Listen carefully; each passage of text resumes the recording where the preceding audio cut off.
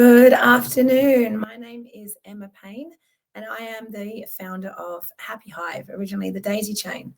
This afternoon, I am going to speak to you about how to enter their world, which is my framework for a better understanding. I'd like to start by just talking a little bit about the dementia umbrella. So there's actually over 400 types of dementia, and I've just listed just 4 of them there, but there's over 400 types. So we think about dementia like, I guess, another illness or condition would be like cancer. There's many different kinds of cancer and different kinds of the parts of the body that the cancer can affect. So the same with dementia, there's actually over 400 different types. Now, for many people, we think that dementia is just a normal part of aging and something that is what you can expect as you get older, or that your loved ones can expect as they get older. And there's some typical kind of views and, I guess, opinions about what happens when someone develops dementia. And that's things like she's losing her mind, or he's going crazy, or even it's because she's senile. I had a chat with some ladies the other day, and I was talking to them about dementia and how common it is, and we'll talk about that a little later. And one of them said, well, I haven't got it yet, but I probably will. And it's just one of those things that seems to be commonplace and expected and part of aging, but it's actually not. It's not a normal part of aging. It's a health condition that can develop for some people and it doesn't for others. So just like to share some statistics with you.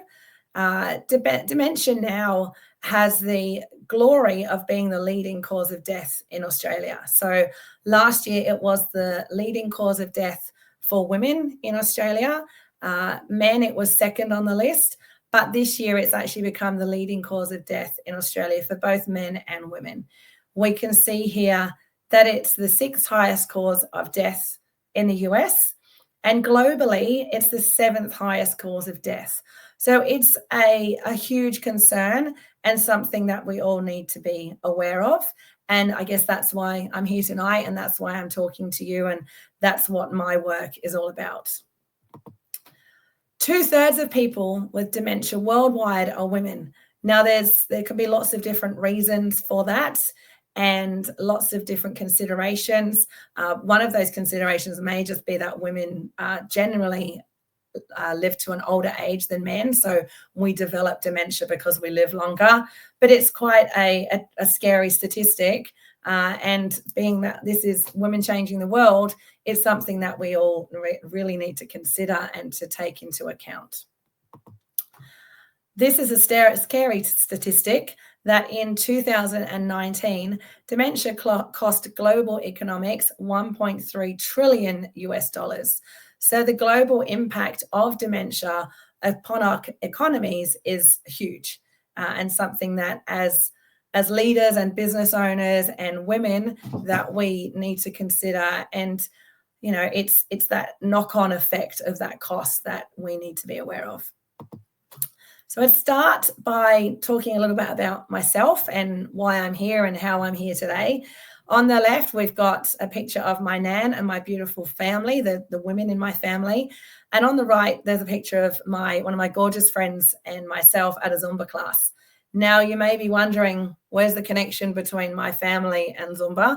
So I'll give you a little background. In that photo, we've got myself and my beautiful mum and my nan, and then my 2 gorgeous girls. So a few generations of women together.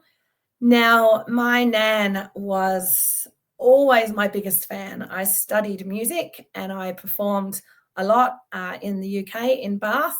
I was always in the concerts and part of all the musicals and organisations, and anything that I could to be up on stage and in front of people, I would be there. And my nan was probably my number 1 fan.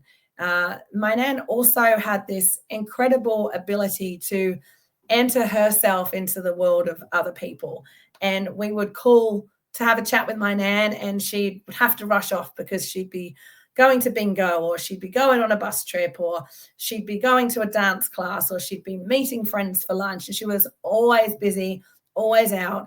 And she was one of those people that people treated like they had known her their whole life, and she'd known them their whole life. And you'd have a conversation. She'd be like, you know, Mary, and I'd say, Nan, I have no clue who Mary is. You know, Mary from bingo. And then she would tell us all about Mary's life and Mary's world. So she had this amazing ability to connect with people. And I think that, you know, maybe that's been passed to me in some way. I'd like to think so. In 1999, I came to Australia from England on a working holiday visa. And the plan was to stay 9 months. Now, 26 years later, I'm still here. And obviously that 9-month trip turned into a whole new life and a whole new world for me, and met my husband, now ex-husband, and had my 2 gorgeous girls who you can see there. And one of the things that I ventured into when I came to Australia was teaching Zumba. Now, I don't know why. I'd never been into exercise, never been into fitness, but I had always loved music. And for me, Zumba was about the music, and it was about the dancing and the moving and feeling the music, and almost that kind of exercising without feeling like I was really exercising, because that was not something that I had ever wanted to do during my life. But I started Zumba, and one day a friend said to me, would I be open to teaching a Zumba class in an aged care home where she worked? And I jumped to the chance and I said yes. And I went off to the class and I played some of the favorite songs to the residents, and we sat around in a circle and everyone joined in and everyone had a lovely time, and they were singing and dancing, and it became an activity on a weekly basis that I really, really loved. And other aged care homes started to learn about what we were doing and asked if I would go and teach there, which I did. And then that grew. What made that extra special for me was that my nan, while I had been away, had developed Alzheimer's disease, which is one of the 400 types of dementia. So it became really hard for me because I had gone from being able to call my nan from Australia and have a chat to not being able to do that. And I wasn't able to connect with her in the same way that I had used to be able to connect with her. One of my favorite things to talk about is the airmail letters that I have from my beautiful nan. I don't know if you remember them, they were really thin blue paper, and you'd open it up and you'd read. And I've got some that my nan had written in her beautiful cursive writing that I don't think my kids can read, but it's just one of those beautiful things that I get to keep and to help me remember my nan. So I started to teach more and more in aged care homes. And as that happened, some of the lifestyle coordinators would say to me, do you know a singer? Do you know a yoga instructor? Do you know an entertainer who might be able to come in? And due to my background in music and in instructing, I had a big network of people. So I was able to connect aged care homes with entertainers and instructors, and to bring more music and movement and joy to the life of people in aged care facilities. As a result of that, and my girls were little at the time, they were probably 4 and 6 when that started. And in the school holidays, they would often come with me, and they would hang out in my classes while I would teach the classes. And it got to the school holidays, I think it was 2017, and my girls and I decided that over the course of the school holidays, 30 days of the school holidays, we were going to visit a different aged care facility every day. And we did. We committed and we saw it through. And we went to a different aged care home every day for 30 days. And we called it the 30 days of caring. It was a wonderful opportunity and a beautiful experience that I will treasure forever. And I think my girls will treasure forever. We still talk about it now. We would do things like sit and play bingo. We'd dance. We'd have quizzes. The girls my oldest daughter would play her clarinet. The youngest daughter would sit and play cards or paint the nails of the residents. And it was just a really beautiful opportunity for the girls to connect with older members of our community. Now, when I was growing up, my nan used to sing Daisy, Daisy to me. And when I decided that our 30 days of caring was going to grow into something bigger, I set up a company in 2018 and we called it the Daisy Chain, partly because my nan had always sung Daisy Daisy to me when I was a little girl. If you're overseas, you might not know Daisy Daisy, and I'm not going to sing it for you tonight, but it's just one of those songs that lots of people know and connect with. So we set up the Daisy Chain, and the Daisy Chain had the sole purpose of connecting aged care facilities with entertainers, musicians, instructors, so yoga, Zumba, Tai Chi, and then entertainers as well. So as you can see, this is where we are now. The Daisy Chain this year has merged into something else. So we've gone from the Daisy Chain and we've become HappiHive. So we've rebranded. We have a new website, which is HappiHive. It has a booking platform on, so you can book entertainers and instructors for aged care facilities. My partner and I have opened a cafe called Cafe on Acacia, and it's a dementia-friendly cafe. So we know that when people are living with dementia, and whether we want to talk about it or not, people with dementia aren't always welcomed in the community because of certain ways that they may behave, or they may act, or they may speak out and say things that are a little surprising. We have a dementia-friendly cafe, so it's a dementia-friendly space. We also cater for the public. Anyone is welcome. But what we'll do is, we make sure simple things like our tables are one color and our chairs are another color, so we can differentiate between the two. And I'm going to talk about these things a little later. We also have very clear, easy to read menus. If we have a customer with, say, Parkinson's, who may have tremors, we might put the small coffee into a larger cup so that it's less likely to be spilt. And obviously we're very discreet and we're very understanding. So we have those two businesses, HappiHive and Cafe on Acacia. We've also appeared on Channel 10 News and also Sunrise a couple of times. I'm very excited and honoured to be a finalist in the Women Changing the World this year in the holistic wellness category for the APAC region, and also delighted to have been the winner of the Hester Awards for Excellence this year in the individual leadership in aged care. So these experiences, particularly through HappiHive, the Daisy Chain and Cafe on Acacia, have led me to have over 70,000 interactions with people living with dementia and their loved ones. So they may be in my class, it may be as customers in the cafe, maybe through talking with family members, getting to know people. I have some friends who have loved ones who have developed dementia and interactions with them. Through those interactions, I have developed the Enter Their World framework, which is what I'd like to talk to you about today.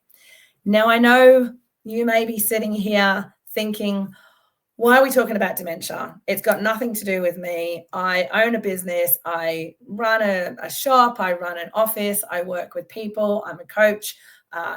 Lots of different things that we all do. And dementia may not be something that we've considered unless we've already been touched by it in some way. But as we mentioned earlier on the earlier slides, it's now the leading cause of death in Australia, and it's number 7 globally. So whether or not we think we need to know about dementia, I can tell you now, hand on my heart, that if you don't already need to know about dementia and how it is for people living with dementia, you will be touched in some way through the course of your life.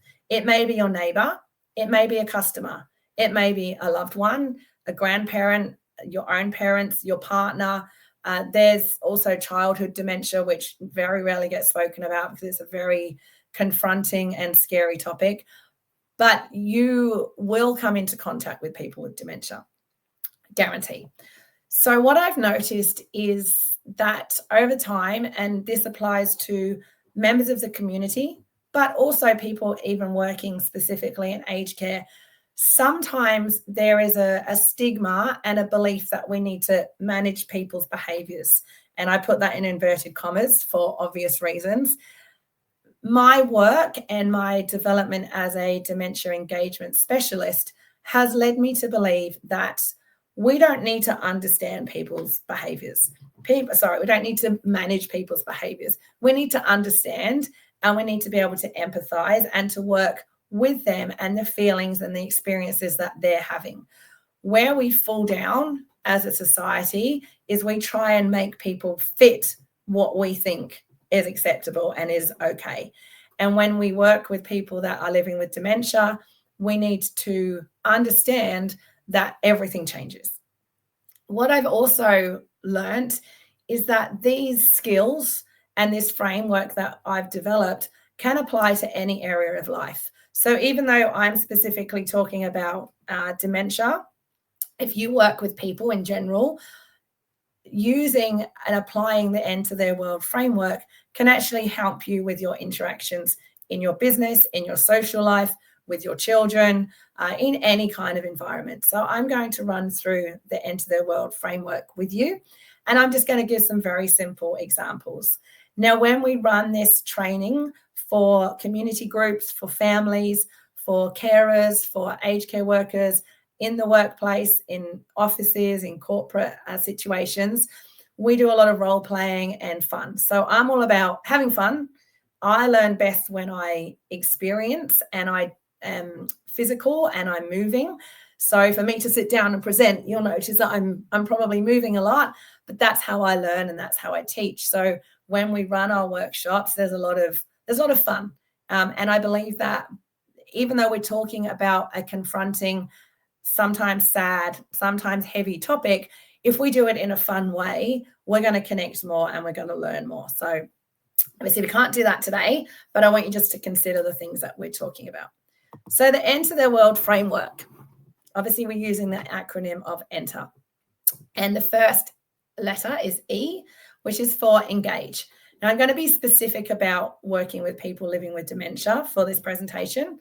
So my first tip would be, make eye contact. And that's, even if you're working with customers, make eye contact. And if you think it's necessary, get on the same level. So sometimes in our cafe, we may have someone that's in a wheelchair or even a tub chair because it's in an aged care. We'll get down at the same level. That might mean pulling up a chair and sitting next to them. Also might mean just having a chat or crouching down. So it can be either of those things. So I'm going to use the example of a person living with dementia who said, I just want to go home. I just want to go home. They were agitated, a little bit sad and feeling frustrated and confused. Now, often a comment, and it may be from a family member, it may be from, a carer, a cleaner, whoever it might be, and I've heard this is your home. You couldn't live in the other one anymore. Now, the intention is probably genuine and trying to explain to the person that, this is your home now. But for someone with dementia, that it just brings up more stress and it causes more anxiety and more angst than needed. So the example that I would give as the better version in this situation would be to enter their world. Maybe they want to speak about home. So tell me about your home. Where was it? What did you like about it? When did you live there? Ask about the garden. Ask about the street. Ask about if they had children, if the children liked their home. Often for people living with dementia, home may not be a physical building. It may be a feeling. So home could be somewhere that they felt safe or somewhere that they felt loved. So by engaging and talking to them and making eye contact, being at the same level, having a chat, tell me about your home. Where was it? What did you like? So that's our first example for E. Now the next letter is N. What I have found to be really, really important, and this applies to all areas of life, not just with people living with dementia. And this example has a gentleman that has Parkinson's. But we often, when we want to help someone, we often jump in with what help we think they need. And I'll give another example of this a bit later. But we might say, let me help you. And then we give the help that we think they need. And what they need is actually something completely different. So I think it's important to ask questions to find out what the person needs, not just make that assumption based on what we think. So we had a gentleman in our cafe, and he has Parkinson's, and he has these episodes where the tremor kind of takes over, and he says he gets stuck. Now, one of the staff, who was beautiful and trying to help him and wanting to support him and show him some love and kindness, said, "Come on, Jeff, just sit down." Now, when that tremor is happening for Jeff, he actually can't sit down. He gets kind of, as he said, stuck. So what we did was I crouched down next to him, and I just held his hand, and he's not having a seizure where he's fitting or laid down. He's just shaking and he's stuck. So I said, "What do you need right now?" And he said, "I need to let it pass." So I said, "Okay, you let it pass. I'm going to stand right here next to you. If you want to hold my hand, hold my hand. If you want to scream, you can scream, but I'm just going to stand here and you can let it pass. And then once it's passed, you let us know what you need." So once the tremors had stopped and he was able to sit down, the staff member with the chair helped him to sit down, and we sat next to him, and she asked whether he needed some water, and everything was back to how it had been before, and he was much calmer. And I said to him, "Can you tell me what happens?" And he said, "I'm really, really lucky because everyone cares about me and everyone wants to help." He said, "But in that moment, no one can do anything. There is nothing that anyone can do that will help me. All I can do is let it pass. Once it's passed, then I can tell you what I need. I can't even tell you what I need when it's happening because it's happening to me. It feels like my brain is fighting with my body, and all I can do is wait." So I think it's really important to find out what the person needs. Now, this might apply to your business. If you run a shop, how can I help you? I'm looking for so-and-so. Okay, what do you need it for? When do you need it by? Finding out what they need rather than us guessing what the person needs. I hope that one helps. Next on our ENTER acronym is trust. I think this is a tricky one because I think we assume that because we're genuine and that we are honest and that we want to help, that we deserve to be trusted. And I think trust is one of those things that we expect people to give us immediately without knowing why they should trust us. And I've put in that little speech bubble that trust needs to be earned, not just given because we think that we deserve it. And the best way of having trust is that people feel safe and comfortable. So I've just given a little example here, and I won't talk too much about this one, but saying to someone, "Come on, you can trust me, you know me," is probably a guaranteed way to lose their trust. Okay, so what I did in the previous example is, "Would you like me to hold your hand or the chair? What can I do to make you feel safe?" So again, it ties in with the need and the trust go hand in hand. What do you need from me so that you can trust me? Because I'm not just going to go, "Trust me, you can hold my hand." That person may not know me, may not trust me, might not feel safe. Someone may have let them down in the past or not given them the help that they need. So it's really important that you take it slowly and that you help them to trust you and that they feel safe and comfortable.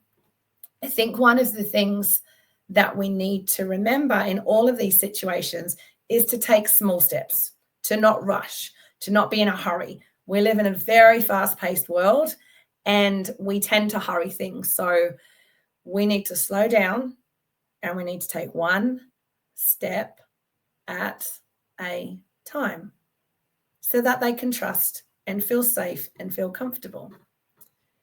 So the next letter is E again.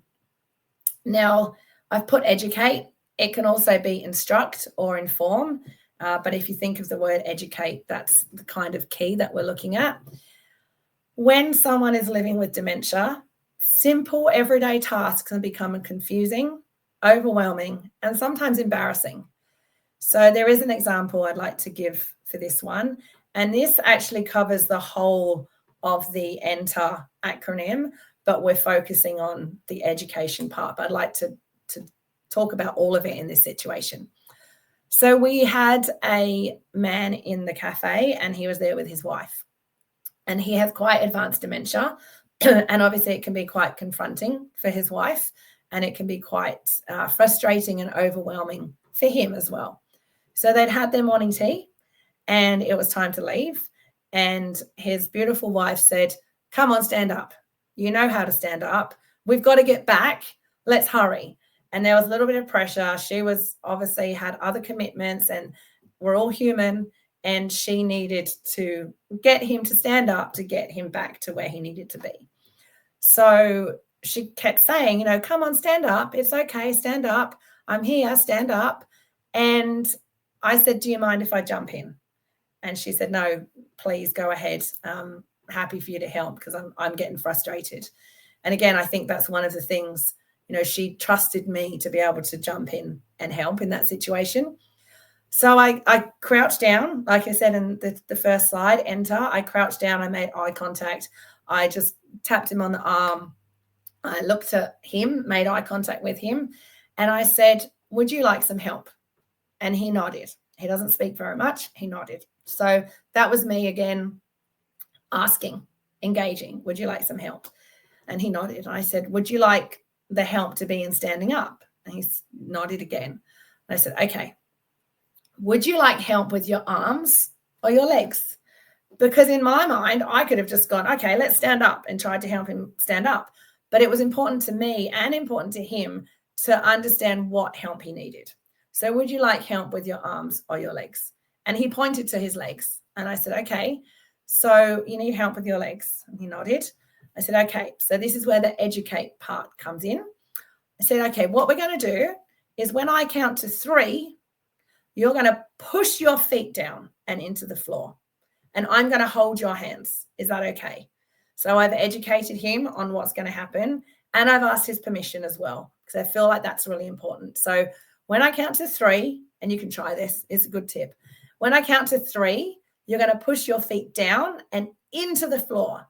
Now, magically, when you push your feet down, your bottom will come up. So if you're finding that you are working with someone that struggles to stand up, getting them to push their feet down will actually help them stand up. In this situation, the man that we're talking about actually didn't understand what stand up means. It was too vague. It was too broad. It wasn't specific enough. So by me saying push your feet down became really specific and a very simple instruction. So I said, "Okay, after 3, we're going to push your feet down." So I counted 1, 2, 3, and he pushed his feet down and I held his hands and up he stood. And his wife looked at me and said, "That's a wonderful tip. Thank you. I'm going to use that in future." So I'm going to move on to R, which is reassure. So the reassuring brings all the 5 steps together, all the other 4 steps together. Now, the reassurance is really important because it helps the person to feel that they did something and they achieved something. Also, that we've worked out the need, we've engaged, we've worked out the need, we've got that trust in them, we've educated them or instructed or informed them. And then once we've got to the end of the enter, it's really important to reassure them. So it brings all the steps together. Now, there's ways of reassuring people and everyone responds differently. I found that it's really important not to sound patronizing or condescending. So it would be really easy in these situations to go, "There, that wasn't so hard, was it?" And I've probably done that, to be honest, because when I was writing this, I thought, probably have said that. But it could be a little bit condescending and imply that they were making it harder than it needed to be. Bearing in mind, they weren't making it anything. They were just in the moment and acting in the way that they were acting. So what I would do in this situation is, "We made it. High five. Are you okay?" "Yep." "Okay, let's take a couple of deep breaths together." Or in the situation with the gentleman with his wife, "Okay, Mary's going to take you back to your room now. I'll see you next time." So just be reassuring, keep calm, and, celebrate that what you've achieved together. So just to go back over those acronyms for you. So we've got enter. E, the first E is for engage. And obviously, if you want to write this down, I'm more than happy to share the slides or to talk to you privately or via Messenger if that's what you'd like. So we've got enter. So E for engage, N for need, find out what they need, not what you think they need. T for trust, E for educate, and then R to reassure them. Now, I'm just going to give you three. I like stories because I feel like stories help us to understand. I've just got three short real-world stories to share with you. Now, the first one, this cute little dragon. I was talking to a wonderful lady whose mum has dementia and lives with her. And this was a story that she told me and actually opened my eyes to interactions with people living with dementia. And there was one day that her mum was staring at the ceiling and staring at the walls, and she wouldn't take her eyes off of something. She was looking at something, and she was quizzical, and she was looking, and obviously the daughter was looking around too and thought, oh, I can't see anything. I don't know what mum's seeing. And she said to her, what are you looking at, mum? And she said, the dragons, the red dragons. And the daughter's first thought was to say, don't worry about the dragons. They're not going to hurt you. Because in her mind, and this goes into the need, in her mind, dragons were scary. So she thought, mum must be scared of the dragons that she can see. After asking her a few questions, the mum said, she said to her mum, tell me about the dragons. And she said, oh, they're cute. So the daughter went, okay, so they're not scary, they're cute. Tell me a bit more about the dragons. They're fun, they're flying around. So she was seeing a completely different kind of red dragon to her daughter was imagined that she was seeing. So just asking a few questions, finding out what the mum was experiencing and entering her world instead of trying to drag her mum into the daughter's world helped her to understand what her mum was experiencing. So what kind of dragon is it? Is it a scary one? Is it cute? What's it doing? So once she knew that the dragon was fun, then it was fine. And they kind of talked about the dragons together. So the next little picture here is of a very cute airline pilot. Now, one of the facilities that I work with had a new resident, and he was his mobility was very, very limited, and he was in one of the tub chairs. So it's kind of halfway between a bed and a chair. So he was laid. He was extremely agitated. He was his verbal communication had deteriorated, but you could tell that he was agitated in his body language, the way his facial expressions were. What he did say was quite angry and quite frustrated. And over a period of time, the staff worked with him, talked to his family, looked at his notes, looked at what he'd done as a profession. And it turned out that he'd been an airline pilot. And when he'd been an airline pilot, he had always had a small carry-on bag ready in case he got called up to go to work, or in case he had to fly, or in case he needed to go somewhere. So he always had a carry-on bag near him. So what the staff did was they actually got his family to bring in a small suitcase, a carry-on bag, and they just popped a few of his belongings in there, and they made sure that it was next to his bed. So wherever they moved his tub chair to, whether it was in the lounge to watch TV or whether he was in the dining room for meal times, they made sure that that carry-on bag was near him. So in his mind, if he needed to leave, he was ready to leave. So that's a perfect example of entering his world. Instead of going, John, you're never going to fly again. It was your bag's there in case you need to fly. And then the last example I've got here is the gentleman that I was talking about before with Parkinson's. What we suggested and what we've talked about since is that perhaps he can have something either on him or available so that the staff or visitors can see that if he has one of the tremors and he gets, in his words, stuck, that he can indicate to people to look at it, and it might just say, please let me let it pass before you offer help. So I think that's a really good strategy for him, so that people wanting to help and wanting to help in the way that they want to help, he can just point to it. They can take a little step back, be there for him, keep him safe. But once the tremors have subsided and he's relaxed, then they can help with whatever he might need, and he'll be able to verbalize that and to say that to them at the time. One more example that's not on here, and then we're nearly done, is I've got a beautiful friend who is in a wheelchair, and she is probably one of the most independent people I know. And she was telling me, we were talking about help and how people want to help. And she opened my eyes to, is the help we're giving actually the help that someone needs?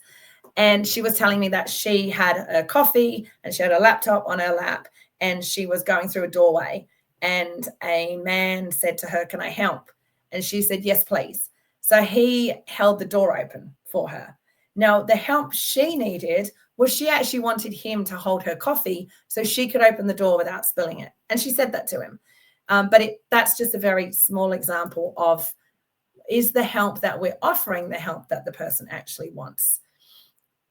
So that's the Enter Their World, the Enter framework, and some examples to hopefully make a little more sense for you. And what I'd like to finish with is, how do we apply my 70,000 interactions with people living with dementia and their loved ones to your life? So whether you have your own business, whether you have your own family, whether you work for someone else, whether you manage a team, whatever your experiences of life are, is how can we apply my 70,000 interactions and the Enter Their World framework to your situation and your experiences? So the Enter Their World mindset, it's all about meeting people where they're at, not trying to drag them into your world, but to meet them where they're at. And I believe that when we can do that, we create much stronger relationships and much more powerful connections with people. As I mentioned earlier, a lot of the time we hear, especially in aged care, and it's changing, not quickly enough for my liking, but we need to manage someone's behaviors, or they have undesirable behaviors. To me, and through what I've learned and what hopefully I've taught you a little bit about today, is that behavior is communication. So if someone's behaving in a certain way or acting in a certain way, that is their way of communicating to the people around them of often an unmet need. So let's look beneath the behavior and help identify that unmet need. I think that's really important if you manage teams. You might have a team member that never turns up to work on time, and you're, why aren't you here on time? You need to lift your game. You need to get up earlier. You need to set your alarm for earlier. All these different solutions that we have for them being late. Instead of saying, "Hey, David, I've noticed that, 3 out of 4 days, you're more than 15 minutes late. Is there something going on at home? Do you need to have a later start time? Can you tell me what's happening?" They may have a situation at home that causes them to be late in the morning. They may have a child that they need to get to school. They may have a parent that has dementia. They may have lots of things going on, and their behavior and the way that they are acting and presenting themselves could be a sign that, they're trying to communicate something with us. And then the last thing in this circle is human-centered leadership. So I believe that through my interactions with people living with dementia, it's taught me presence. It's taught me to slow down. I tend to do a lot, and I do way more than I probably need to do, and I overcommit, and I book out every second of my day. And my interactions with people living with dementia and their families has taught me to slow down and to not be in such a hurry. It's taught me clarity, how to be clear in my instructions and my own communication skills. And it's taught me compassion. And I think that's something that as society we sometimes miss out on, because we're so focused on productivity and look at what we've achieved, that I think it's important to just be present and slow down and have that compassion for each other. That to me is the foundation of powerful human-centered leadership. And I think as women. I'm not sure if we're all women on here, but we're women changing the world. So I think it's vital that we understand the importance of a human-centered leadership and move away from managing people's behaviors to understanding their behaviors and entering their world. So here's me. If you would like to connect with us in any way and engage with us, I've got the QR code on the left, which is to HappiHive, which is the company that we work with aged cares, seniors, retirement villages to provide entertainers, instructors, art therapists, music therapists, a whole range of services that we offer, mainly in the Sydney area at the moment. In Australia, we are launching into Queensland as well, so we'll be a little wider spread in Australia.